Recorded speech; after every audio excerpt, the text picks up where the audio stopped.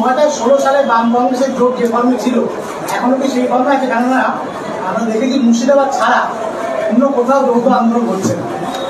আজকে অধীরবাবু বলেছেন, উনি আগে রাজ্যের যখন নেতা ছিলেন তখন গোটা রাজ্যে তিনি 2016-তে, তার পরবর্তীকালে গত পঞ্চায়েত নির্বাচন পর্যন্ত আসন সমঝোতা করেছেন, একসঙ্গে বাম এবং কংগ্রেস লড়াই করেছে।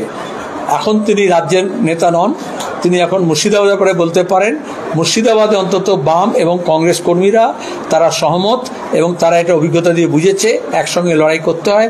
একসঙ্গে লড়াই করলে কি হয়, সেটা দৌলতাবাদে, সেটা নবগ্রামে এত বাধা, এত সন্ত্রাসের পরেও দাঁড়িয়ে মানুষ ঐক্যবদ্ধভাবে বাম এবং কংগ্রেস প্রার্থীদের জয়ী করেছে সমবায়তে। তিনি সে কথা বলেছেন এবং বলেছেন আমরা একসঙ্গে লড়তে পারি, লড়লে তৃণমূল কংগ্রেসকে হারানো যায়, বিজেপিকে হারানো যায়, তার প্রমাণও রাখা গিয়েছে।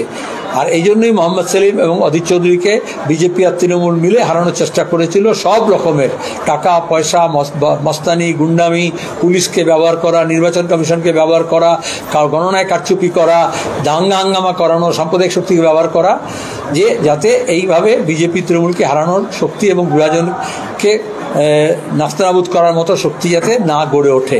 সেজন্য আমি তার কথাটাকে স্বাগত জানাচ্ছি। এবার রাজ্যের যে প্রধান আছে কংগ্রেসের, রাজ্য প্রদেশ কংগ্রেসের যারা নেতারা আছেন, এআইসিসি যারা নেতারা আছেন, তারা নির্ধারণ করবেন তারা কোন পথে এগোবেন। আমাদের বাই ইলেকশন এবং তারপরে 2026 ইলেকশন, বাম কংগ্রেসের জোট নিয়ে আপনাদের সামনে কোনো আমাদের আগামীকাল সিপিআইএমের রাজ্য সম্পাদক মণ্ডলীর বৈঠক আছে। তারপরে আমরা বামফ্রন্ট আলোচনা করব, তারপরে আমরা কংগ্রেস দলের সঙ্গেও কথা বলবো। আমরা মনে করি পঞ্চায়েত নির্বাচনের নিরিখে, গত লোকসভা নির্বাচনের নিরিখে, আজকের রাজনীতির বাস্তবতায় কালীগঞ্জে যদি বামফ্রন্টের সিপিআইএম প্রার্থী হয় তাহলে ভালো লড়াই হবে এবং সেখানে বিজেপি তৃণমূল বিরোধী সমস্ত শক্তিকে সমর্থন করার আহ্বান জানাবো।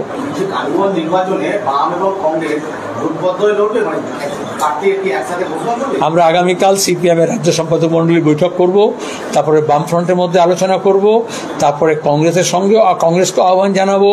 গত দুটো নির্বাচনে কংগ্রেসের প্রার্থী ওখানে দিয়েছিল আমাদের সমঝোতার ভিত্তিতে, কিন্তু 2016 সালে যে কংগ্রেসের প্রার্থী জিতেছিল, আমার যতটা স্মৃতিশক্তিতে আমরা ধারণ করতে পারছি, তারপরে সে দলবল নিয়ে তৃণমূলে সামিল হয়ে যায়।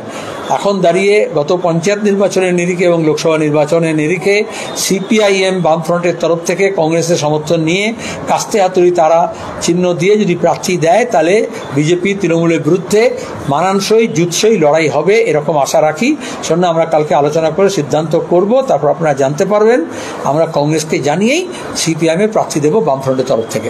এই কালীগঞ্জ বিধানসভাতে 5840 জন ভোটারের নাম নির্বাচন কমিশন বাদ দিয়েছে এবং এই যে ভোটারের পরিমাণ, এটা কিন্তু একটা বিধানসভা জেতার ক্ষেত্রে নির্ণায়ক ভূমিকা পালন করতে পারে এবং যে ভোটারগুলো বাদ দিয়েছিল তারা বেশিরভাগ তারা ছিল ভুয়ো এবং মৃত ভোটার। ভুয়ো কি মৃত নির্বাচন কমিশন বাদ দিয়েছে সেটা তো পরীক্ষা না করলে বোঝা যাবে না। তার মানে ভোটার শুধু কালীগঞ্জ কেন, গোটা রাজ্যের এবং গোটা দেশের নির্বাচন তালিকা নির্ভুল নয়, সেখানে মৃত আছে। আমরা গত 2011 থেকে বলে আসছি, মৃত তালিকাগুলো আমরা দিয়েছি, তাও বার করা হয়নি। কিন্তু এখন গত দুদিন ধরে আমরা দেখছি যেভাবে আরএসএস এর এজেন্ডায় আমাদের মিডিয়ার একটা অংশ তারা আসাম থেকে শিক্ষা নেয়নি, এখানে এনআরসির নাম করে, সিএর নাম করে, মুসলমানের নাম করে, বহিরাগতর নাম করে, বাংলাদেশের নাম করে কোটি কোটি ভোটার লিস্টের ভোটার নাম বার করতে হবে। মমতা ব্যানার্জি যখন আদবানির শীর্ষা ছিলেন তখন তারা 2005 এটা বলেছিলেন যে বাংলাদেশিদের নামের তালিকা আছে এখানে। এখন কেউ বলছে 2 কোটি, কেউ বলছে 3 কোটি।